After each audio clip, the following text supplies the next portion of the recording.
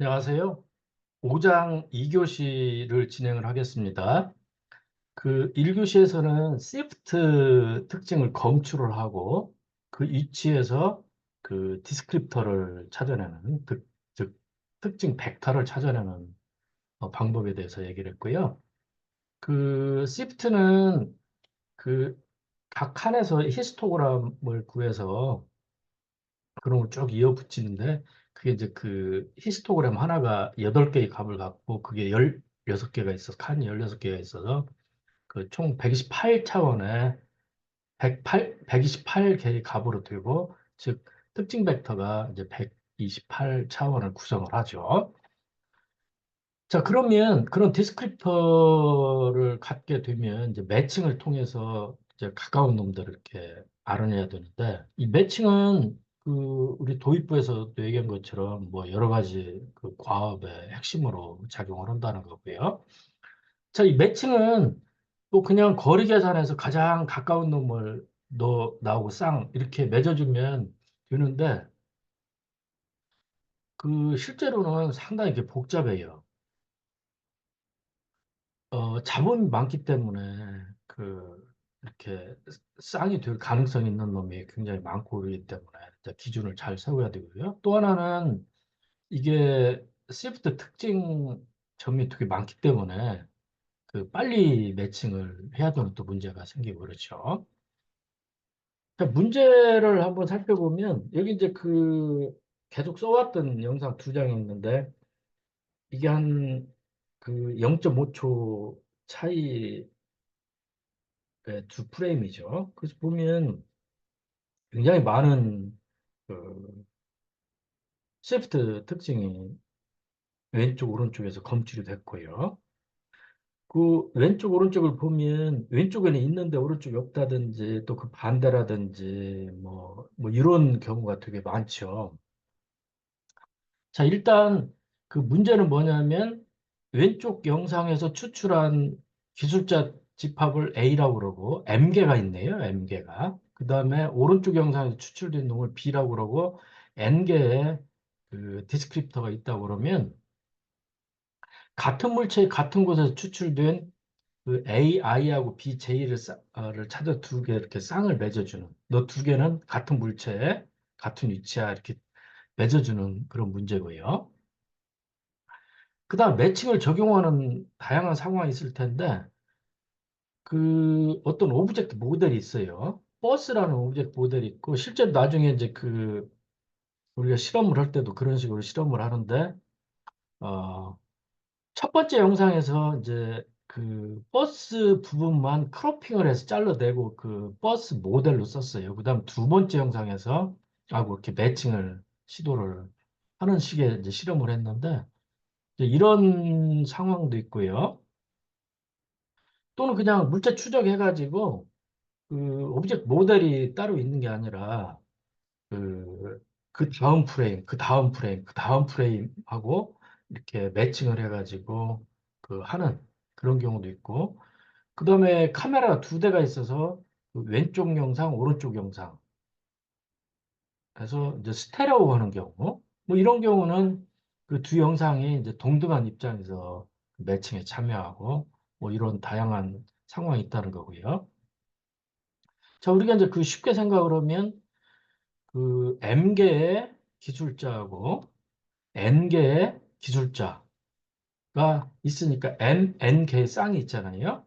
그래서 그 모든 쌍의 거리를 계산을 해가지고 128차원의 그 디스크립터, 벡터의 거리를 계산을 해가지고 그게 어떤 인격값보다 작으면 그 너는 가까운 애다. 그래서 너 쌍 이렇게 하면 되죠. 근데 아까 노이즈가 되게 많기 때문에 이제 그런 방식에 이제 문제가 있다는 거고요. 자, 두 기술자의 거리 계산은 어떻게 하냐? 그러면 K는 1에서 D까지 이게 그 D 차원이라고 그러면 시프트는 128차원이라고 그랬죠. 그래서 128개의 요소 각각을 빼서 그런 걸 제곱해서 다 더하면 되죠. 그리고 루트를 씌우면 유클리드는 디스턴스가 나오고요. 자, 고정 인계값 방식은 이제 아까 우리가 생각해 봤던 어떤 인계값 t보다 작으면 너 그냥 쌍 이렇게 하는 굉장히 단순한 방법이고요. 그 다음에 이제 최근접 이웃 같은 경우는 AI가 비집합에서 누구랑 가장 가까운지 거리를 다 계산을 해가지고 가장 가까운 놈을 찾고 그 가장 가까운 놈이 그 인계값 t보다 작으면 너는 쌍. 뭐 이렇게 하는 방법이 있고요. 또 세 번째 방법은 AI가 있을 때 가장 가까운 BJ를 찾고 두 번째 가까운 BK를 찾고 그러면 BI까지 거리 D가 있고 BK까지 거리 D가 있겠죠. 그럼 두 개를 나눠요. 그게 T보다 작으면 너 둘은 쌍. 이렇게 하는 5.14식도 있어요. 5.14식을 쓰는 것을 최근적 이웃 거리 비율 방법 이렇게 얘기를 하는데 이것은 뭐냐면 그 가장 가까운 놈이 있고 두 번째 가까운 놈이 있으면 가장 가까운 놈이 두 번째 가까운 놈보다 월등하게 더 가까워야 된다는 거예요. 그래서 막 그 가까운 놈이 여러 개 있다는 얘기는 이게 노이즈일 가능성이 있으니까 그런 경우는 어, BJ가 아무리 가까워도 그 이렇게 쌍으로 안 맺어준다는 얘기죠. 그래서 2등보다 이거 월등히 가까우면 그 경우에는 너는 가능성이 높아 하고 그 경우만 쌍으로 이렇게 취하는 그런 전략이죠. 실제로 많은 사람들이 실험을 해본 결과 최근적 이웃 거리 비율이 굉장히 성능이 좋다고 판단이 되고 시프트도 요 매칭 기법을 쓰고 있어요. 자, 인계값 t를 어떻게 설정을 하느냐에 따라서 이제 펄스 네거티브하고 펄스 포지티브가 많이도 생기고 적게도 생기는데 t를 크게 했다는 얘기는 그 조건을 느슨하게 했다는 거죠. 그래서 웬만큼 가까우면 너는 그냥 쌍 이렇게 해준다는 거예요. 그러다 보니까 그 거짓 부정이 많이 생기죠. 거짓 긍정이 많이 생기죠. 실제로 너는 쌍 이렇게 해가지고 긍정이 됐는데 가짜가 많다는 거죠. 그리고 반대로 t를 작게 하면 조건이 굉장히 강해져 가지고 그 웬만한 정도가 아니면 쌍으로 안 맺어주는 거죠. 그러다 보면 실제로 쌍인데 그 안 맺어지는 경우가 많아가지고 부정, 너 쌍 아니야 이렇게 판단을 했는데 실제로는 그게 틀려가지고 거짓 부정이 좀 많아지는 그런 현상이 있죠. 이제 성능 측정은 컴퓨터 비전에 다 중요한데 요 시프트 매칭하는 것뿐만 아니라 우리 이제 7장 이후에 가면 세그멘테이션, 디텍션, 클래시피케이션 이런 게 있는데 일반적으로 성능 측정이 굉장히 중요하다. 시프트에서도 마찬가지고요. 일단 내가 개발한 알고리즘의 성능을 객관적으로 평가를 해야 이전 알고리즘보다 더 좋은지 판단할 수가 있고요. 또 하나는 이것을 실제로 현장에 투입을 해서 현장에서 써먹을 수 있느냐? 이런 판단을 하는데도 굉장히 중요하죠. 자, 이제 매칭을 하는 경우에는 그 참긍정, true positive, 거짓 부정, false negative, 거짓 긍정, false positive, 참부정, true negative가 있죠. 이제 빨간은 실제로 맺어줘야 되는 애예요. 같은 어, 점이라 맺어줘야 된단 말이에요. 근데 맺어줬어요, 실제로 알고리즘이. 그러면 참긍정이라고 부르죠. 실제로 맺어줘야 되는데 안 맺어줬어요. 그래서 알고리즘이 너희는 쌍이 아니야. 부정 이렇게 했는데 실제로 쌍이 맺어져야 되니까 이제 펄스 포지티브라고 부르고요. 여기는 쌍을 안 맺어줘야 돼요. 쌍이 실제로 아니에요. 근데 쌍을 알고리즘이 맺어줬어요. 그러니까 포지티브 이렇게 했는데 실제로는 이제 false죠. 그래서 이제 false positive고 안 맺어줘야 되는데 안 맺어줬어요. 그러면 이제 true negative 이렇게 하죠. 그래서 여기서 이제 매칭을 쭉 하면 이 중에는 트루 포지티브도 있고 false 포지티브도 있고 트루 네거티브도 있고 false 네거티브도 있고 그래서 이제 네 가지 종류가 있는데 그것을 그 2차원 그 행렬에다 집어넣은 게 이제 컨퓨전 매트릭스죠. 그래서 이렇게 이제 그 네 가지 경우를 세워서 컴퓨전 매트릭스를 만들면 그걸 가지고 이제 정밀도 재현율을 측정을 할 수가 있고 또는 F1도 측정을 할 수가 있고 그러죠. 그래서 그 프리시전 리콜 아주 많이 쓰이는 그런 성능 측정 기준이죠. 그 다음에 정확률, 액큐러시죠. 이것도 많이 쓰이고 있어요. 자, 그 다음에 그 ROC 커브를 그린 다음에 지금 예를 들면 이제 C1이라는 ROC 커브를 그렸다 그러면 그 요 밑에 있는 면적을 측정을 해가지고 그 에어리어 언더 커브 AUC를 측정을 해서 내 알고리즘의 AUC는 얼마다 이렇게 이제 그 얘기를 하는 거예요. 아까 14에서 t를 작게 하면 폴스 포지티브 레이트가 작아져요. 대신에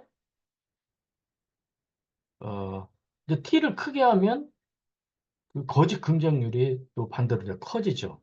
그리고 그 트루 포지티브 레이트도 따라서 커지고 그래요. 이제 이런 경향이 있는데 자, 어떤 알고리즘이 있을 때 가로축에는 거짓 긍정률, t를 막 조절해서 이제 거짓 긍정률을 조절을 하는 거죠. 그 다음에 그때 이제 참 긍정률도 측정을 해서 점을 막 찍었더니 이런 시원 커브를 그렸다. 그러면 그 알고리즘의 AUC는 이제 시원 커브 밑에 있는 면적이죠. 뭐 대략 한 0.7점 될까요?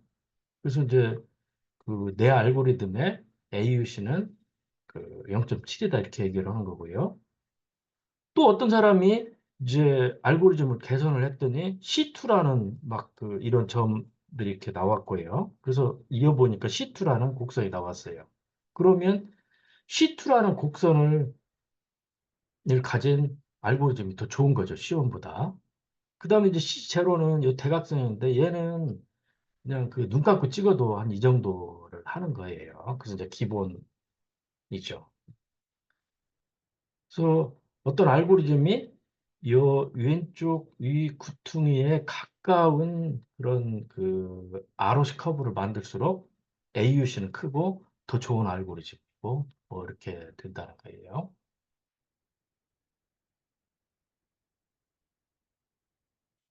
자, 성능 측정 기준으로 프리시전 리콜, F1 매주어, 애큐러시, 그다음에 그 ROC 커브를 그려서 AUC를 측정하는 거 이런 걸 이제 공부를 했고요.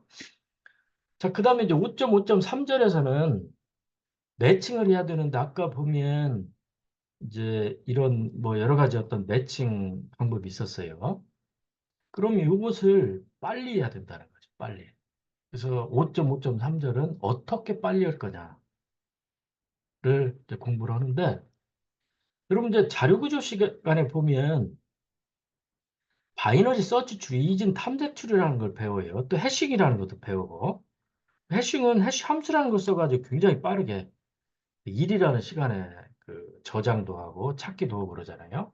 이진 탐색 추리는 이제 루트 노드가 있으면 루트 노드보다 큰 애들은 다 오른쪽으로 보내고 작은 놈 다 왼쪽으로 보내고 또 오른쪽으로 간 놈 중에서도 또 이놈이 이제 루트로 우리가 보면 또 작은 놈은 다 왼쪽으로 가고 큰 놈은 또 오른쪽으로 보내고 그래서 그 루트에서 시작해서 리커시브하게 왼쪽 오른쪽으로 막 이렇게 리커시브 갔을 때 어떤 루트 노드에서 봤을 때 작은 놈은 다 왼쪽 서브트리에 큰 놈은 오른쪽 서브트리에 있는 이제 그런 바이너리 트리를 바이너리 서치 트리라고 그러죠.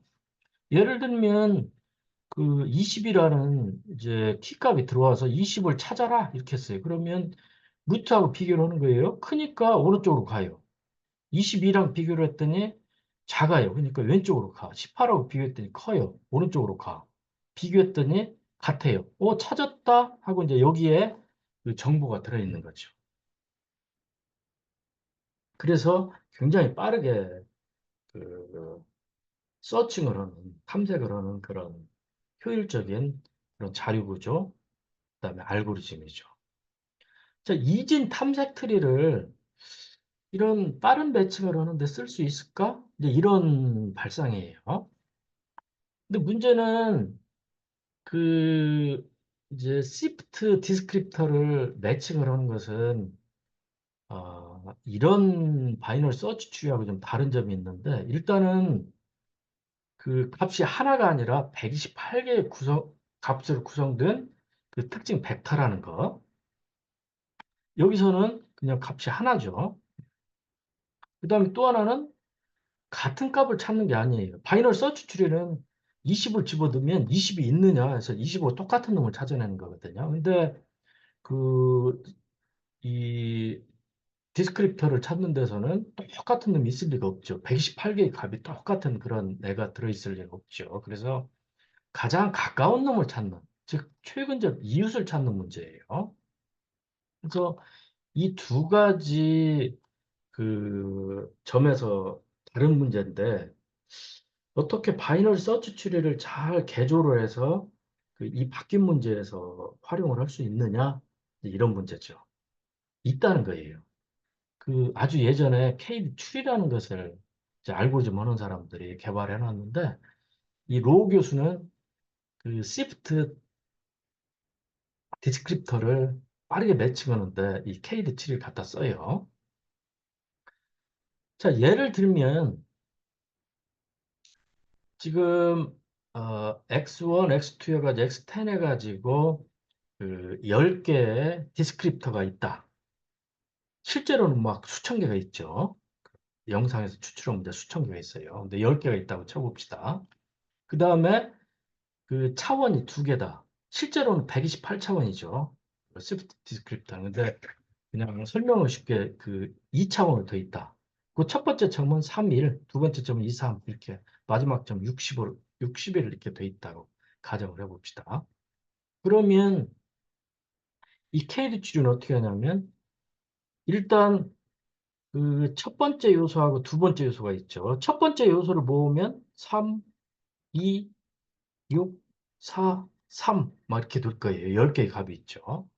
두 번째 요소를 보면 1, 3, 2, 4 이렇게 있어요. 그래서 10개의 값이 있어요. 그래서 첫 번째 요소, 두 번째 요소를 이렇게 모으고 첫 번째 요소, 즉 첫 번째 축에서 모은 값들의 분산을 구하고 두 번째 축에서 모은 값들의 분산을 구해요. 그래서 분산이 더 큰 놈을 취해요.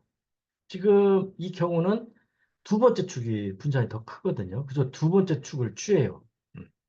그 다음에 두 번째 축에 이 값을 소팅을 해요. 그리고 메디안, 가운데 위치한 값을 이렇게 찾아요. 그러면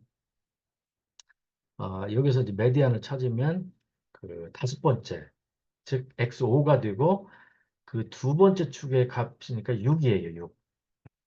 그래서 6을 기준으로 그 작은 놈, 1, 3, 2, 4가 작은 놈이네요. 6보다 큰 놈이 어, 또 5도 작네요. 5.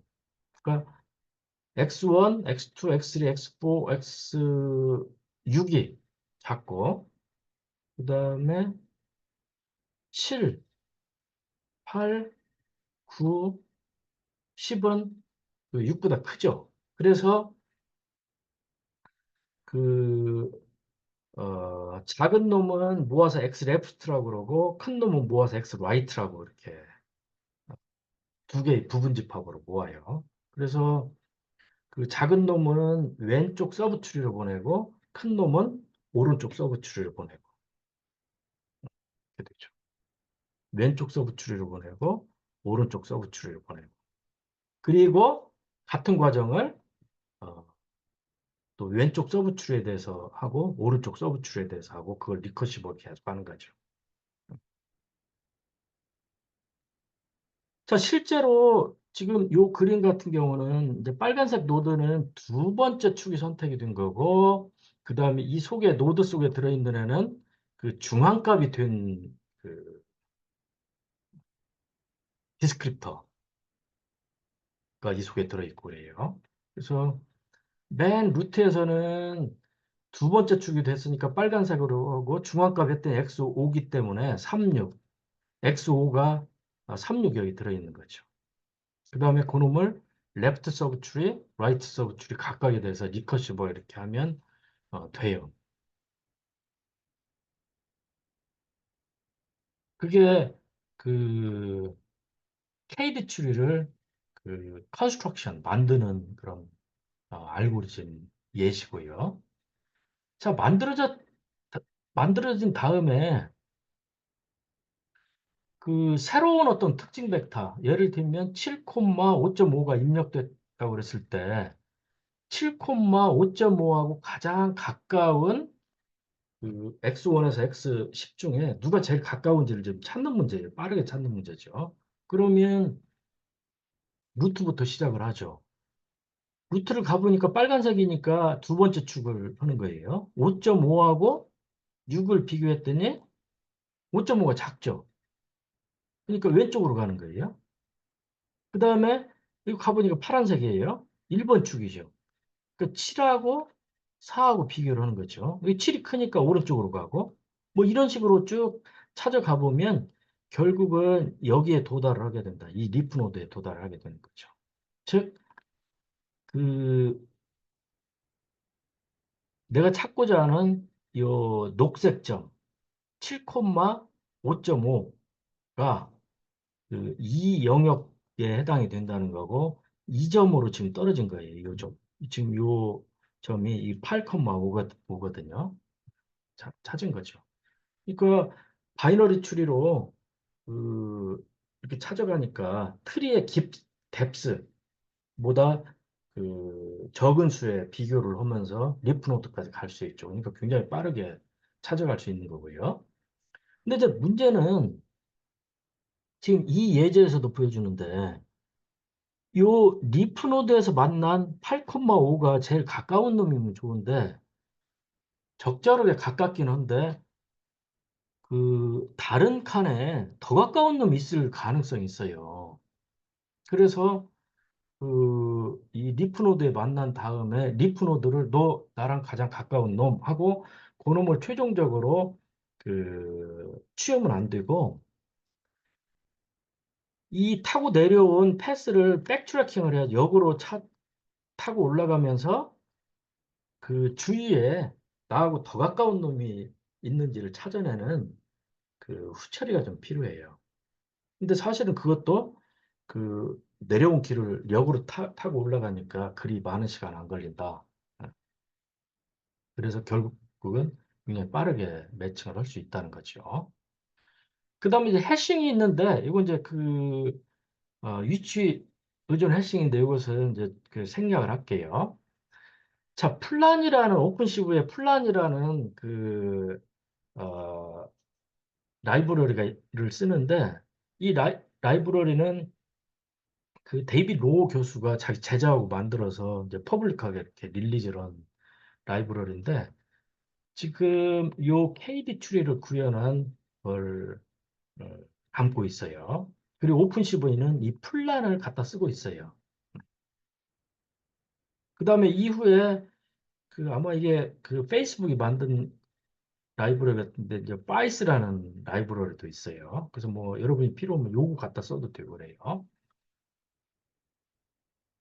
자, 플란 라이브러리를 써서 이제 그 시프트 매칭을 한번 해보는 건데 이제 그 여기 보면 이제 어 계속 앞에서 이제 왼쪽 영상, 오른쪽 영상, 에모티 챌린지에서 이렇게 쓰는데 이제 이렇게 크로핑을 해가지고 이제 모델 영상으로 사용을 해가지고 그 버스 모델하고 버스를 담고 있는 이제 장면 영상하고 이렇게 매칭하는 그런 실험을 지금 하려고 하는 거고요. 디텍트 앤 컴퓨트로 그 이제 모델 영상에서 시프트를 검출하고 디스크립터 찾고요. 그 다음에 그 오른쪽 영상, 그 장면 영상에서 또 하고, 그런 다음에 아, 여기 보면 이 부분이 이제 그 최근접 이웃 거리 비율을 사용을 하는 거고요. 어, 이 K는 매치가 그 플란이 제공해주는 그런 함수예요. 그걸 써가지고 매칭을 하고 이제 이 부분이 그 매칭 된 놈 중에서 그 양원 놈들을 이렇게 걸러내는 거고요. 그래요. 그다음에 여기는 실제로 그 드로우 배치여가지고 매칭 된 놈을 그리는 거고. 그래서 오픈CV가 이렇게 매칭 된 놈을 그려주는 그런 함수까지 제공을 하고 있어요. 아주 좋죠. 이거 직접 짜려고 그러면 아주 어려운 문제죠.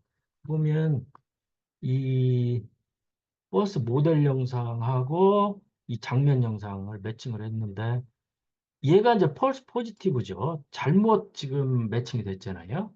그리고 그 대부분은 이제 트루 포지티브로 잘 매칭이 됐고요. 그다음 어떤 애는 매칭이 돼야 되는데 안 되는 애들도 지금 있어요. 여기 이제 그 그림에서 안 나타나 있지만 그래서 이제 폴스 네가티브 이런 애들도 안에 실제로 그 있고 그렇죠. 아마 여기 이제 그 얼핏 보면 서로 포지티브 같은데 위치가 틀어진 애들도 있고 그래가지고 여기도 또 그 폴스 포지티브 여기도 있네요. 그 다음에 그 특징경 개수가 이 모델 영상에서는 231개 생각보다 많이 추출이 됐죠. 그 다음에 이 장면 영상에서 이제 4,000개가 추출이 됐는데 이 매칭을 하는데 0.03초 굉장히 빠르게 매칭을 하죠. KD3를, KD3를 썼기 때문에 이렇게 빠릅니다. 자, 그 다음에 이제 그 5장의 이제 마지막인데 호모그라피 추정에 이제 결국 무엇을 하고 싶으냐면 이렇게 이제 매칭 된 놈을 찾았는데, 매칭 쌍을 구했는데, 이 중에는 이런 이제 가짜도 있고, 폴스 파지티브도 있고, 또 그 폴스 네가티브도 있고, 막 그러겠죠. 그런 상황에서 이 매칭이 잘 된 놈, 그 다음에 이런 아웃라이어는 좀 걸러내면서 이 버스라는 이 오브젝트가 이 장면에 어디에 나타나는지를 찾아내는 실제로 이제 트랜스레이션도 되고 지금 이제 로테이션은 별로 안 됐지만 버스가 뭐 어떤 경우는 이제 뭐 넘어졌다고 우리가 가정을 하면 90도로 이렇게 대략 90도로 있을 거 아니에요? 그러면 그 어떤 방향으로 얘가 틀어졌는지 이런 것까지 그 알아내는 문제예요. 그것을 그 보통 저 호모그라피를 가지고 그 해결을 하는데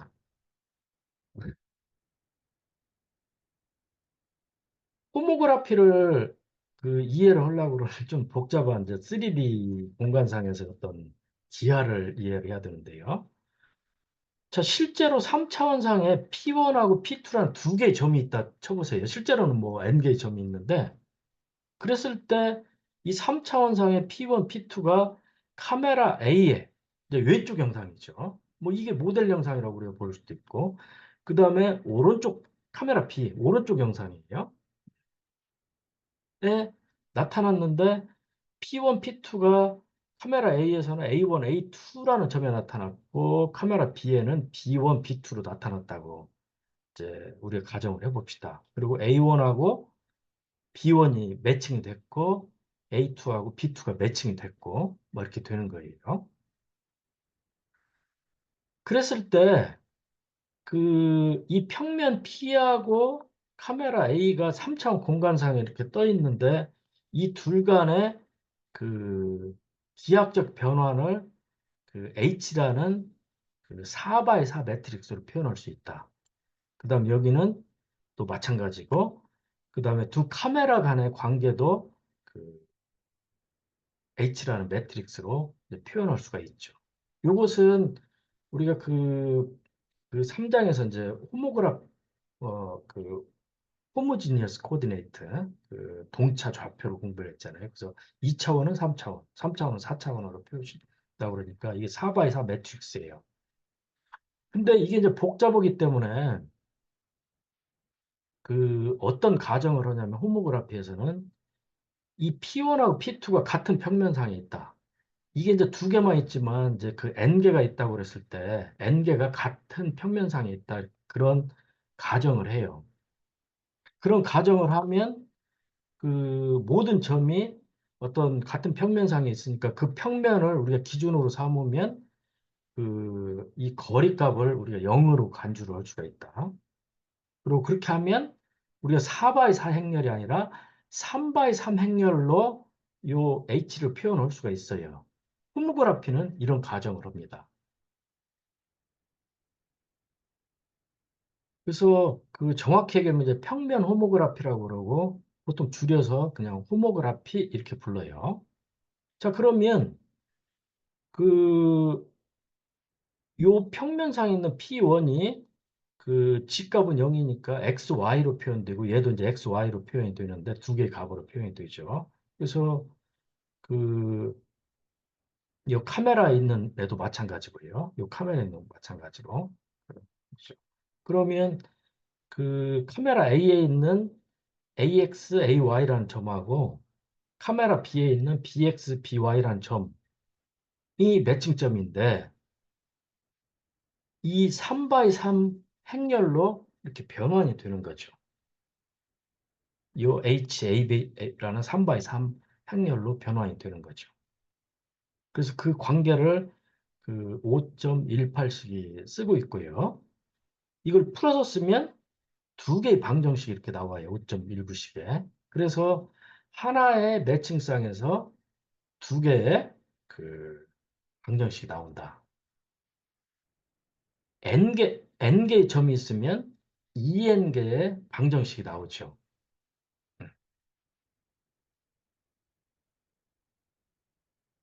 자, 여기 보면 그 이 3바의 3 행렬에 여기는 이제 1이니까 8개의 미지수가 있어요. 그러니까 실제로는 그 4개의 매칭쌍만 있으면 그 H를 계산을 할 수가 있어요. 근데 실제로는 이 매칭쌍이 뭐 4개 이상이죠. 그래서 여러분이 야, 이거 스트레스다 이러면 안 되고 오히려 좋은 거예요. 왜 그러냐면 매칭쌍 중에는 이렇게 이제 그 가짜도 있고 그다음에 좀 뒤틀려 가지고 그 값이 부정확할 수도 있고 그러거든요. 그래서 그 4개보다 훨씬 많으면 가짜 걸러내고 그다음에 뒤틀어진 애들도 뭐 이렇게 적절하게 그 서로 영향 주고받고 그러면서 오류를 확 줄여가지고 그 값을 구할 수가 있거든요. 그래서 4개보다 훨씬 많으면 좋고 일반적으로 이제 N개가 있다고 그러면 그 아, 이런 이제 그 식을 풀어야 되죠. 그래서 여기 B라는 거하고 H라는 것은 지금 여기는 이제 점이 그 매칭쌍이 하나뿐인데 매칭쌍이 여러 개라고 그러면 첫 번째 매칭쌍을 첫 번째 열에 배치하고 두 번째 매칭쌍을 두 번째 열에 배치하고 세 번째 매칭쌍을 세 번째로 어, 열에 배치하고 그렇게 해서 이제 그 n개의 열을 가진 이제 그런 행렬이 되죠. 그게 이제 5.20식이고요. 이제 요걸 풀으려고 그러면 가장 그 쉬운 방법 중에 하나가 이제 그 최소 평균 제곱 오차를 구하는 건데 그 넘파이에 보면 lstsq라든지 사이파이에 이제 listsq라는 그런 함수가 있어요. 그래서 A라는 행렬, B라는 행렬을 주면 그러면 그 오류가 최소화 되는 그런 H를 구해줘요. 그래서 이제 그걸 가지고 풀어도 되고요. 근데 문제는 이렇게 하면 그 이 n개의 쌍 중에 false positive도 있고 그런데 얘도 똑같은 자격으로 이렇게 참여를 하잖아요.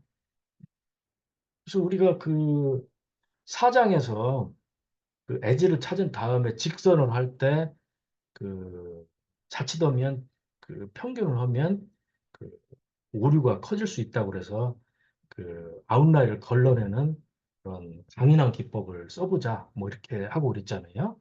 그래서 그때 강인한 기법 중에 하나가 평균 대신에 이제 중앙값을 쓰는 거라고 했어요. 그래서 그 5.21식의 평균을 쓰는 대신에 중앙값을 쓰는 방법도 있고요. 더 세련된 방법은 란삭이었죠. 그래서 여기에서도 호모그라피 추정하는데도 란삭을 쓸 수가 있어요. 기본적인 아이디어는 똑같아요. 다만 이 란삭이 처리해야 되는 데이터의 형태가 다르기 때문에 거기에 맞게 알고리즘만 좀 개조를 하면 돼요. 한번 살펴보면 입력은 n개의 매칭 쌍, 그 다음에 어떤 요런 매개 변수들을 주고 그러면 최적의 호모그라피 H를 추정을 해줘요. 그리고 얘는 그 요런 폴스 포지티브, 즉 아웃라이어죠. 이런 애들을 걸러내주기 하는 그런 기능도 있어요. 기본적인 아이디어는 어떻게 하냐? 반복을 하는 거죠. 여러 번 반복을 하는 거예요. 지금 여기 이제 M번 반복을 한다고 그러는데 이 M은 뭐 수천 번 또는 뭐 수만 번 이렇게 엄청 많이 반복을 하는 거예요. 일단 네 개의 쌍이 있으면 뭔가를 해볼 수가 있으니까 요 X에서 랜덤하게 네 개 쌍을 이제 선택을 한다. 그 다음에 호모그라피 행렬 H를 추정을 한다. 그 다음에 이 네 개를 인라이어 집합에다가 추가를 한다. 그 다음에 이 네 개 이외에 나머지 것들이 이 H로 계산했을 때 얼마나 정확하냐. A가 B로 이렇게 트랜스폼 됐는데 B가 얼마나 정확하냐. 이걸 측정을 해가지고 그 오류가 어떤 임계치 안에 있으면 그놈을 인라이어에다 계속 집어넣죠. 그리고 인라이어 속에 D개 이상 요소가 가지면 D는 뭐 우리가 여기 정해줘야 되는 그 값인데 예를 들면 10이라고 그러면 10개 이상이면 이 H는 조금 신뢰할 만하네. 아, 뭐 이런 판단을 하는 거죠. 그리고 그 인라이어 속에 들어있는 놈을 가지고 호모그라피를 다시 추정을 한 다음에 인라이어에 있는 놈을 다시 이렇게 오차를 다 계산을 한번 해봐요. 그랬더니 그, 그 오차가 2보다 작으면 H도 가능성 있는 놈 하고 리스트 속에 추가를 해놓죠. 그래서 이것을 이제 N번 반복을 하면 리스트 속에 쓸만한 그런 호모그라피가 여러 개 들어있을 거 아니에요? 근데 그 중에서 가장 좋은 놈을 최종적으로 선택을 해서 그 놈을 H hat 이렇게 어, 판단하는 겁니다.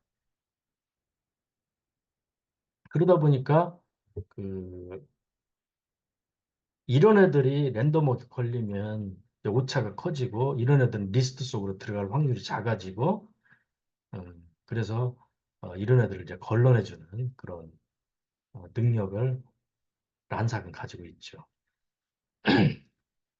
아까하고 이제 똑같이 이제 실험을 하는데 디텍트 앤 컴퓨트 K는 매치를 하고 좋은 놈들 끄집어내고 그렇게 하죠. 그 다음에 보면 이제 파인드 호모그라피가 그 란삭을 하는 애거든요. 그 다음에 이렇게 매개 변수를 CV 란삭으로 주면 란삭을 해주고 또 다른 기법을 뭐 예를 들면 이런 기법을 쓰라고 매개 변수를 주면 이제 이걸로 작동을 하고 그래요. 음. 최소 평균 제곱 오차를 할 때 여기 뭘 줘야 되는지 모르겠어요. 여러분 찾아보면 있어요. 이제 란삭을 제일 잘하기 때문에 란삭을 쓰면 되고요. 그래서 찾으면 이 호모그라피, 이 H를 얘가 반환을 해주고 이놈을 저장을 했죠. 이 H가 바로 이 H 해시라고 표현한 최적의 호모그라피예요. 그다음 이제 그놈을 가지고 그 예, 드로우 매치해가지고 이제 그림을 그려보면 지금 여기 이 녹색으로 이렇게 표시되어 있는 요게 우리가 찾은 호모그라피로 그 우리가 변환을 해가지고 이 장면에다 그려 넣은 거예요. 얼추 잘 했죠. 제가 여러 번 실험을 해본 결과 비교적 잘해요. 물론 좀 엉터리 같은 결과를 내줄 때도 그, 있어요. 근데 꽤 잘한다. 가상하다. 어, 이렇게 보시면 돼요. 자, 이렇게 해가지고 이제 5장을 마쳤고요. 그 다음에 이 책에서 이제 고전적인 알고리즘은 여기서 끝이고, 이제 6장은 그 비전 에이전트, UI를 붙여가지고 지금까지 배운 놈을 이렇게 UI를 통해서 이렇게 한번 사용자들이 써보게, 그리고 세련화시키는 이제 그런 작업이 6장에서 이루어지고요. 7장부터는 이제 딥러닝, 현대적인 컴퓨터 비전입니다. 거기서 좀 공부를 할 거고요. 이 시프트가 고전적인 데서는 가장 잘하는 다고 평가되는 이제 그런 알고리즘이고요. 그거 많이 쓰였고 이렇게 되는데 딥러닝에서는 훨씬 잘해요. 혁명이 일어나 버렸어요. 자, 여러분 그 다음 시간에 이제 딥러닝을 공부하는 걸로 가보고요. 그 전에 6장도 짧게 제가 또 설명을 드릴게요. 자, 여러분 수고 많았습니다.